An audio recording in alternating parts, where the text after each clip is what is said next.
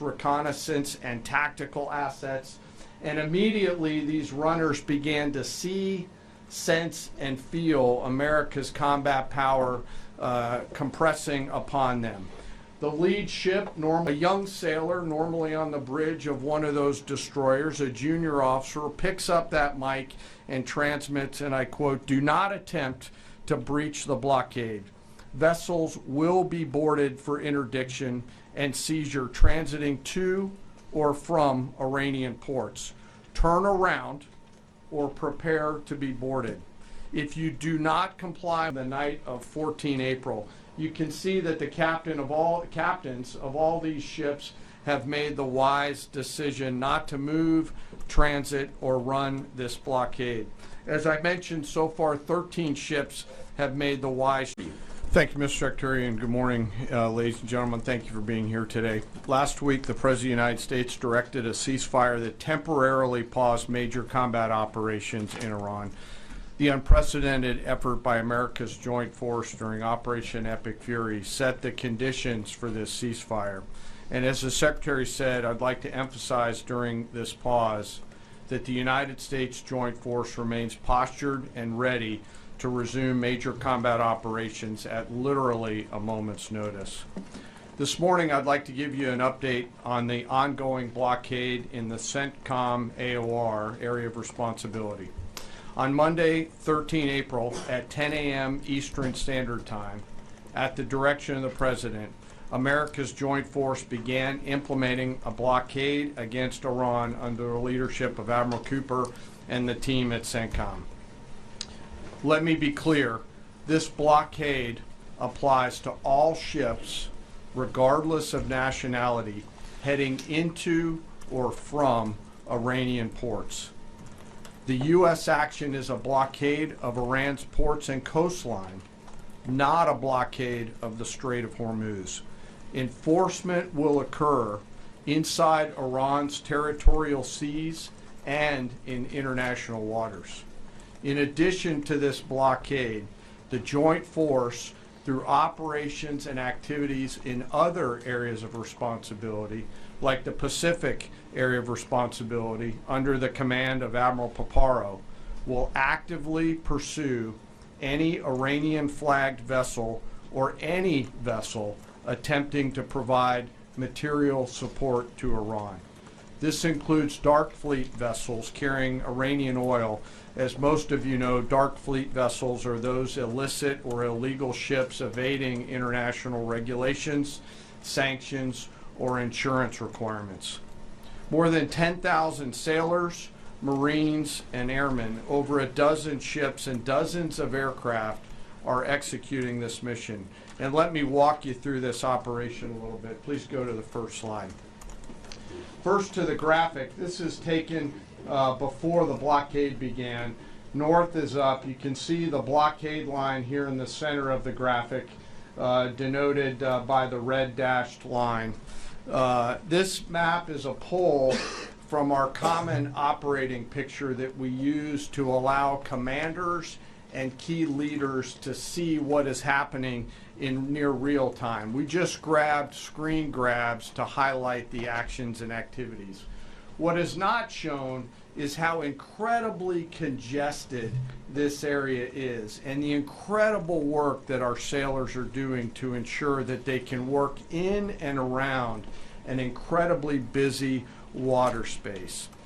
What is also not depicted here is the massive force of fighters, intelligence aircraft, helicopters, and other embarked forces, to include aerial refueling tankers that are up overhead this blockade area. You'll note that the U.S. forces are in blue, Iranian ships are in red, and as we started this blockade, there were 7 ships of interest that were of concern for U.S. Central Command. Through a variety of intelligence tools and with the assistance of the Office of Naval Intelligence and other intelligence agencies, the force began to hunt for potential interdictors at 10 a.m. Eastern Standard Time. Next slide, please. It's now 12:40 Eastern Daylight Time, 2 hours and 40 minutes into the blockade, as attempted blockade runners attempt to hop the line. U.S. forces began to commit. Out in front of them was a range of intelligence, surveillance, reconnaissance, and tactical assets. And immediately these runners began to see, sense, and feel America's combat power compressing upon them. The lead ship, normally a destroyer as depicted here, along with air power off of the USS Abraham Lincoln Strike Group, began to move towards those ships. At each point, the United States Navy will transmit a warning. A young sailor, normally on the bridge of one of those destroyers, a junior officer, picks up that mic and transmits, and I quote, "Do not attempt to breach the blockade. Vessels will be boarded for interdiction and seizure transiting to or from Iranian ports. Turn around or prepare to be boarded. If you do not comply with this blockade, we will use force." And as this message is being transmitted, as I mentioned earlier, those shipmasters can literally see, sense, and feel the pressure around them. It's a finely tuned machine, rehearsed multiple times. What you're hearing here is not just a description of a military operation. It's a demonstration of controlled escalation. The key moment is that warning message, clear, direct, and backed by visible force. The strategy isn't immediate confrontation, it's pressure. Ships aren't being attacked, they're being made to choose compliance. And so far, every single one has turned back. That tells you something important. The deterrence is working without a single boarding. But it also raises a question. How long does that hold if even one vessel decides to test that line? And executed now 13 times since the blockade has begun. Next slide, please. We're now 24 hours plus into the blockade. You can see the turning around of multiple ships, 12 of which stayed inside the blockade line, one of which not depicted off to the eastern side, turned around before even attempting it. Any ship that would cross the blockade would result in our sailors executing pre-planned tactics designed to bring the force to that ship, if need be, board the ship and take her over. And that includes a series of escalated force options, which could include warning shots and others. Next slide. The final graphic shows taken at 11:20 p.m. the night of 14 April. You can see that the captains of all these ships have made the wise decision not to move, transit, or run this blockade. As I mentioned, so far 13 ships have made the wise choice of turning around. And as we continue to hold this blockade at the order of the Secretary and the President, any vessel that compares to comply with our instructions will be dealt with accordingly. As of this morning, U.S. Central Command has not been required to board any particular ships. And I'll remind you that we are also conducting similar maritime interdiction actions and activities in the Pacific AOR against those ships that left that area before we began the blockade. Before I turn it over to Admiral Cooper, I want to talk briefly today about the men and women enforcing the blockade, America's sailors and Marines, and today particularly our destroyer and surface forces. When we talk about an American destroyer, it's important that you and the American people understand their capabilities. An Arleigh Burke-class destroyer are the backbone of the United States Navy surface fleet. Over 500 feet long, they displace 9,000 tons, and it is the sports car of the United States Navy. From the keel to the mast, they stand nearly 10 stories tall, and their 4 gas turbine engines can drive the ship at 30+ knots. These ships are armed to the teeth with surface-to-air missiles, land attack cruise missiles, anti-ship missiles, anti-submarine rockets, torpedoes, 5-inch naval guns, multiple electronic warfare systems, embarked helicopters, extending the reach and capability of each and every one of these destroyers. But far and away, the most important weapon on board these ships is the American sailor. Over 300 warfighters are the heart and soul of these warships. At sea, sometimes for months, and these ships out in the CENTCOM AOR have been out there for months. They operate around the clock in a constant state of readiness, always delivering for our joint force. It's hot in the engine room. The engineering team keeps the lights on and the ship powered and able to respond to the orders from the bridge. On that bridge, our sailors maintain a constant watch, maneuvering the ship tactically and safely through always congested water space. And there is a lot out there. It is like driving a sports car through a supermarket parking lot on a payday weekend with thousands of kids in that parking lot as you attempt to maneuver through there to get to that ship that would attempt to run that blockade. Down in the Combat Information Center, the CIC, the Tactical Warfare Center of the ship, that is where the decisions are made. As threats appear, these young sailors are making real-time decisions on how to identify these threats and handle them, and they always deliver. These ships are run by the youngest sailors in our surface warfare Navy. The helmsman, the sailor on the watch at the bridge, is normally just between 18 to 19 years old, and they are trusted to drive this warship through that supermarket parking lot without hitting anything. The conning officer, an equally young commissioned officer who's normally just a few years out of college, is the ones that are giving that young helmsman the orders on where to take that American warship to execute the mission that the Secretary and the President has given us.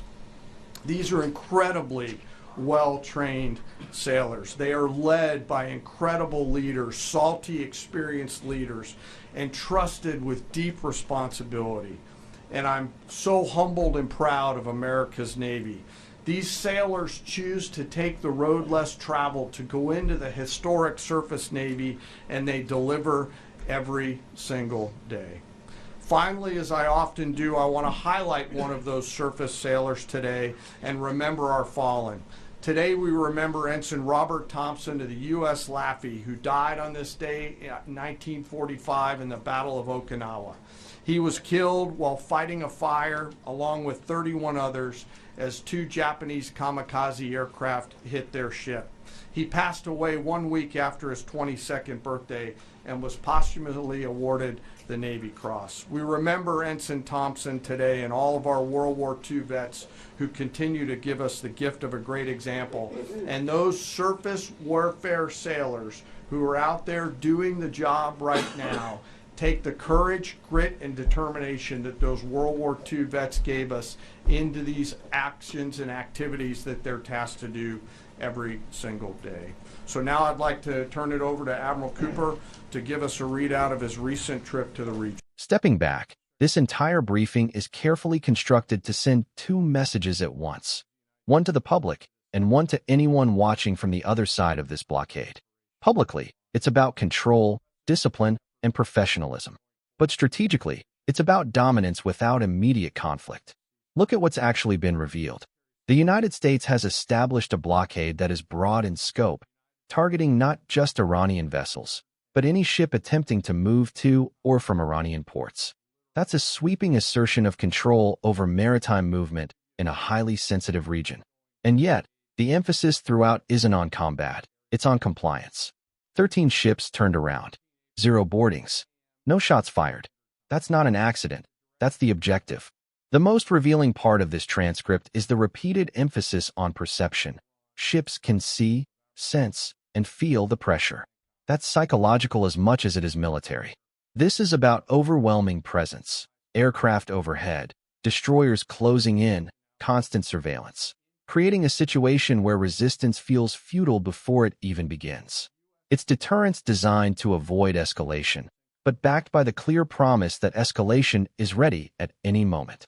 And then there's the shift in tone toward the sailors.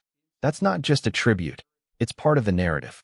By highlighting young sailors making real-time decisions in high-pressure environments, the speaker is reinforcing credibility and humanizing the operation.